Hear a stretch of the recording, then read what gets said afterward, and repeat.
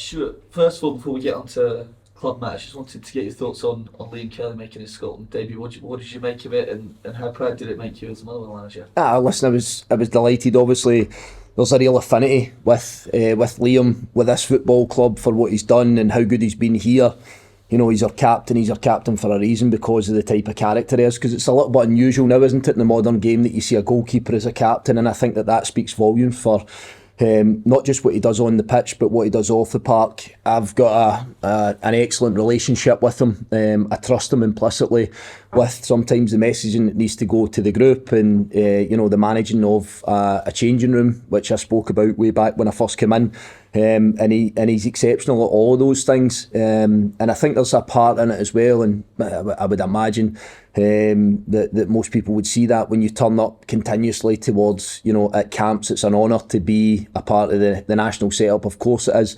But I think a wonderful gesture, a really good gesture from Steve, and I don't think it was just a token gesture either. I think he acknowledges that he's got two really good goalkeepers in Zander Clark and Liam Kelly, and to give them the opportunity to play at that level and experience what it's like to get out in the field and not just be that sort of backup, then I think that's the type of experiences that they'll remember for a long time, and now they've had a taste of it, they want more, of course, as well. It's not just a turn up and make up the numbers and almost that kind of testimonial feel. It's a serious game against arguably one of the best sides in the world, against some of the top players in the world, and I'm fairly certain that Liam's going to come back a better goalkeeper and a better person for that, because I think when you expose yourself to that, then it can only ever be a good thing. When you look at the goals he conceded, if we look at the specifics of the ball hitting the back of the net, I don't think he can do anything about any of the three goals he concedes, and Zander the same with the fourth one as well.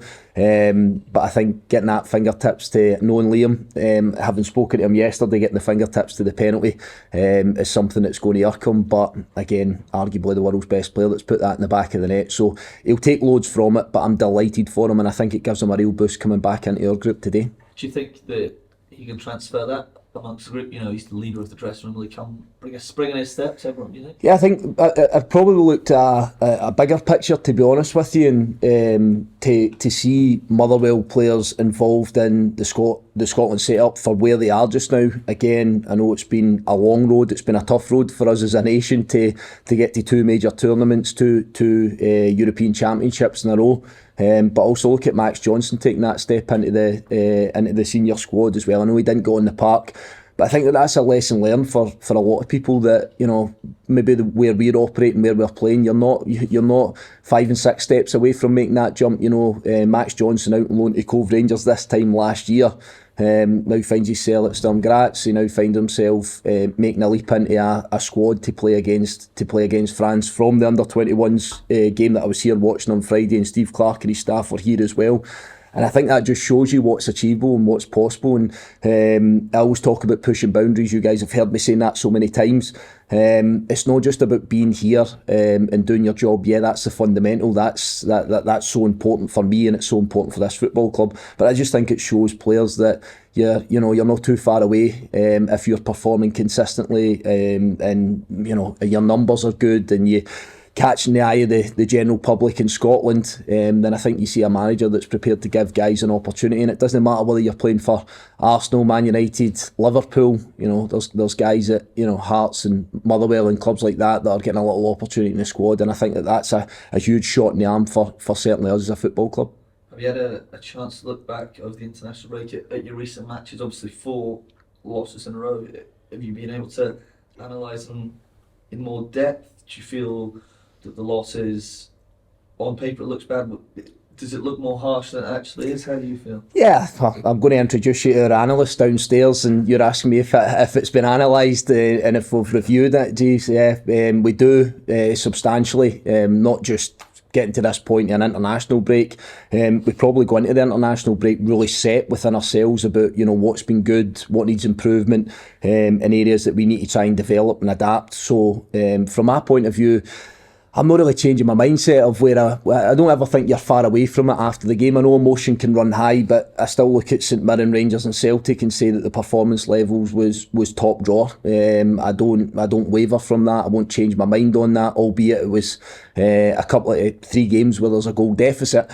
And then you look at Livingston was a separate entity really, in a sense that we go down to 10 men at a point where there's absolutely nothing in the game, difficult conditions, all those sides of things. No excuses. We lost that game in the end and we deserved to lose it. It was the worst of the four performances. But I think when you play in those types of games, the margins are so small. I think the unpredictability of sometimes the game in itself, and it hinges on one or two mistakes. It hinges on maybe a sending off, and therefore Livingston get to capitalise. And that was exactly what happened. I think that Lennon Miller comes out better for it as well. If I focus in on that in terms of him being sent off, then very simply we get caught with poor organisation, and for me that is the biggest part of the narrative of the game. Yeah, we could argue after that there's factors we can do better, find ourselves in a 4-3-2, we're attacking the game, we're trying to get ourselves and try to draw ourselves back into the game, we're leaving ourselves exposed, which is everything that we've not been, but with the circumstances of the game that's what we had to do. So as I say, I think Lennon becomes better for it. I think hopefully we become better in terms of our organisation. Last minute and a half, attacking free kick, and we find ourselves in a position where with a 17-year-old as the last man. No objections, I stand by that again. I think a few people have raised eyebrows at me. There's a slight contact on Daniel Mika. I think it's Lennon's knee clips his heel, and we don't have grounds for a case there in saying that the referee was wrong. And the other part that I need to mention in that, and you're asking if I evaluate it and if I look at it, we need to stop making excuses as well. Yeah, we have to acknowledge that our organisation was wrong. I take full responsibility for that, and it's my job to make sure that come Saturday against St Johnstone that we can rectify that, we can get it right, because sometimes we are wrong, and sometimes the quicker we can sort of harness that blame and take that blame, then the quicker we can move forward and try and rectify situations. Just finally for me, you say that you're not changing your mindset at all. Does anything need to change on the pitch to get back to winning ways? How important is it to get back to winning ways? I think if I go back to it in the three games that I keep telling everybody that I thought were exceptional and we lost, then there's obvious parts that we created some real good chances in those games. Last few seconds against Celtic when you don't defend a cross coming into your box and your structure's wrong. Yeah, so there's definitely aspects that we can be better in. And again, that's not me just trying to pacify everybody else and saying that we were perfect in those games. We weren't. So we're continuously looking to improve. I talk about this all the time, that we do analyse it, we do our post-match review, but the most important part for me is to make sure that we put that into practice somehow. On the training pitch, we spend hours and hours and hours working on various scenarios. It's not just showing it in a video room and hoping that players are going to get it, because that bit is pretty nailed on for us. It's important that we actually see the end product on the park, and that's one thing that we've worked a lot last week and then obviously this week. And we've got a full complement of players this week in terms of the guys that are back today. In terms of guys that are back from international duty, so it gives us another opportunity. Weather permitting today, I think we've all got our challenges today, but I'm sure we'll get out in the grass and we'll get to work on exactly what we need for Saturday. Stuart, you mentioned a few players that you're hoping going to come back after international break. Mika, Biereth, is there any update on that? Yeah, but we expect Mika back here to train next Thursday. So he's going through the final stages at Arsenal just now. I spoke to him on the phone the other day. Everything's going exactly how we had expected and the plan was with Arsenal. So he's very, very upbeat to get himself back. And as I say, we expect him to be back on the pitch training a week from today, which is a real plus for us as well. Do you hope John Obika make the part of the squad? John's just a fraction further behind. Calum Butcher trained on Monday, which was a huge boost for us. I think all you guys will have seen how good he was for us in the time that I came in last season.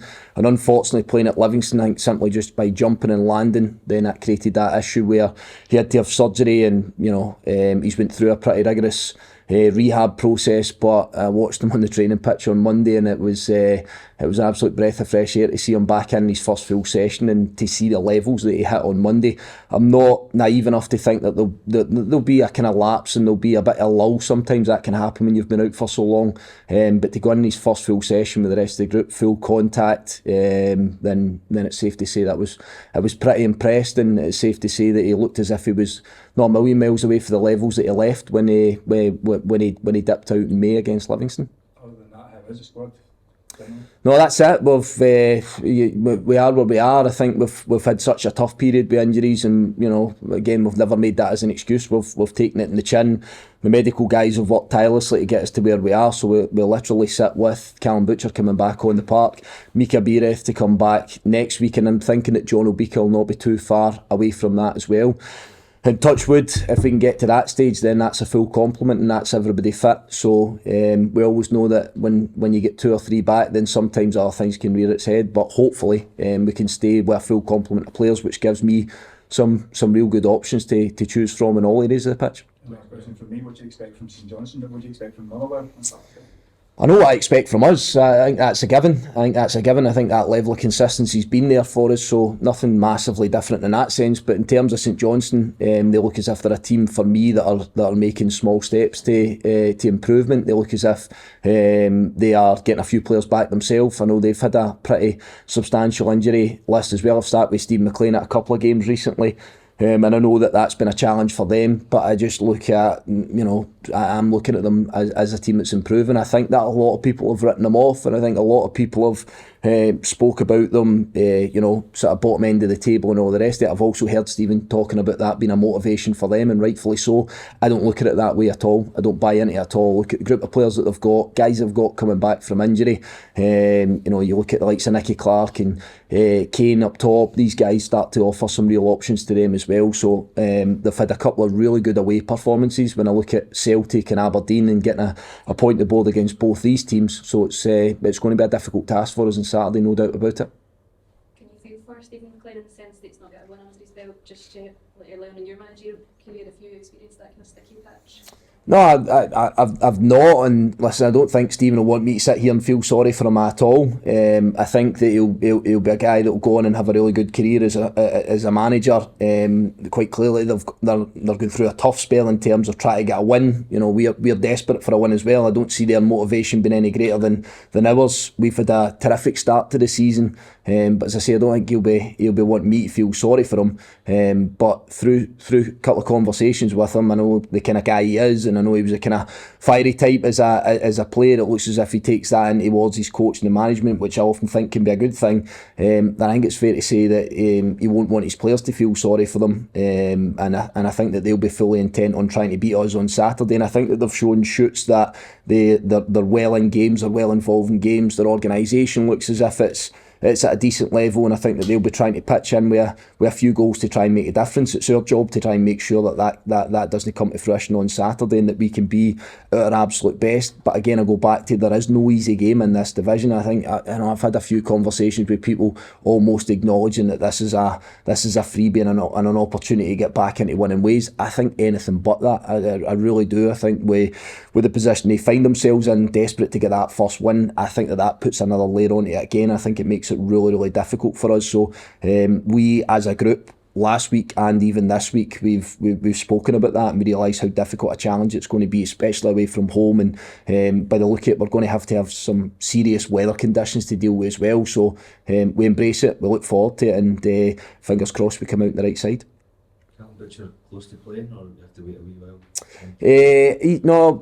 he's been through an extensive rehab, so I would envisage, if there's no issues this weekend, that he puts himself into contention for being in the squad.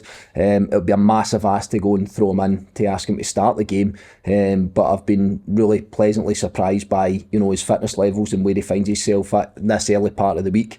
We just need to monitor it and make sure that we're not asking him to do too much too soon. But I would love to think that he could get involved at least in the squad on Saturday. Just come back to Liam Kelly, obviously with Scotland qualifying now, and that will give him a real incentive, not that he needs one to keep performing, but also potentially perhaps a financial boost for Motherwell if he does get into the squad. Yeah, there is, though. All those silver linings are there. We're well aware of them. I think most important, if he maintains the levels that he's playing at just now, then I would tend to think that Steve Clarke's been pretty loyal in his squad selection. I think we've all seen that through time. Then I know for a fact that he'll want to be part of that group that goes to the Euros in Germany come the summer. But again, I know the type of guy he is. Take away the financial gains and all the rest of it that might come for for ourselves, then I think we just simply look at getting him back and getting him switched on to Motherwell duty. Not to think about Kylian Mbappe. He'll not be facing him again this weekend, but no, just getting his head back on his job here. But again, consummate pro, and I've got no doubts that he'll be back on the training pitch this morning and being the influence he has been since I came into to take this job.